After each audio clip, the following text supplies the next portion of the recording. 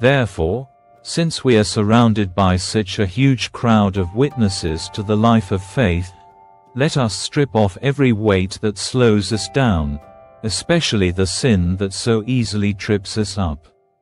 And let us run with endurance the race God has set before us.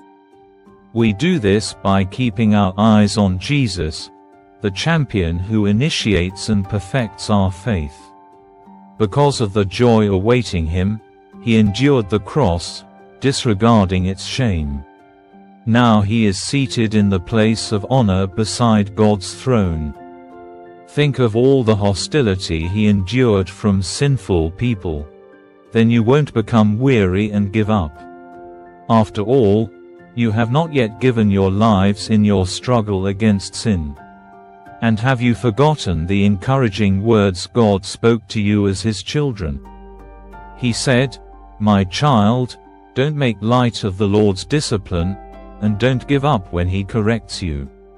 For the Lord disciplines those he loves, and he punishes each one he accepts as his child." As you endure this divine discipline, remember that God is treating you as his own children.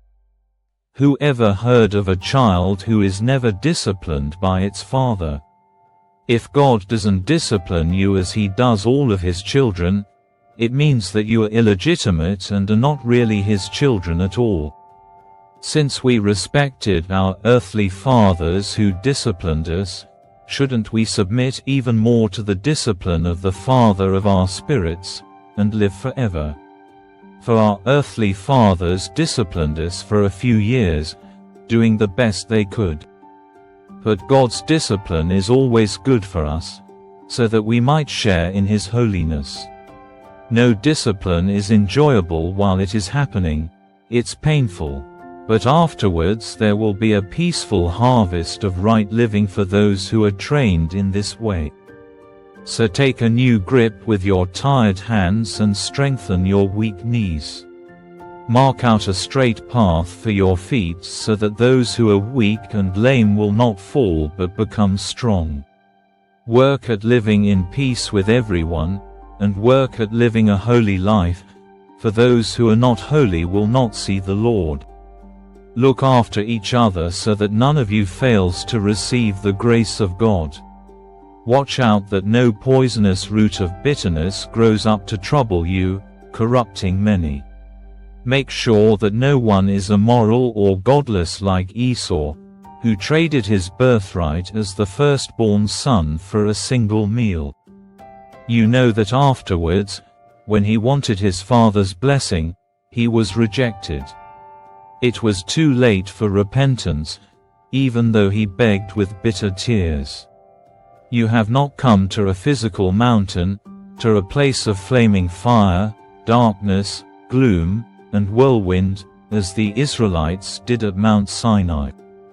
For they heard an awesome trumpet blast and a voice so terrible that they begged God to stop speaking. They staggered back under God's command. If even an animal touches the mountain, it must be stoned to death. Moses himself was so frightened at the sight that he said, "I am terrified and trembling."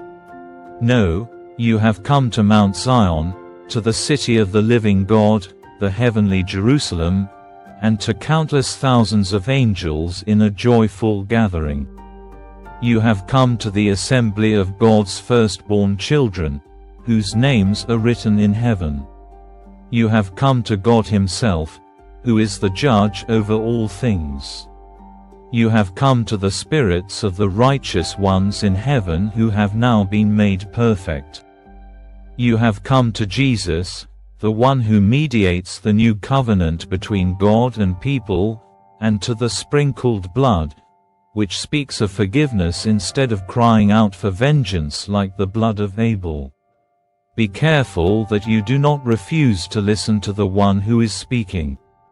For if the people of Israel did not escape when they refused to listen to Moses, the earthly messenger, we will certainly not escape if we reject the one who speaks to us from heaven.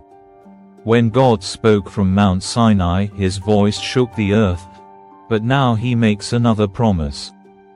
Once again I will shake not only the earth but the heavens also. This means that all of creation will be shaken and removed, so that only unshakable things will remain. Since we are receiving a kingdom that is unshakable, let us be thankful and please God by worshipping Him with holy fear and awe. For our God is a devouring fire.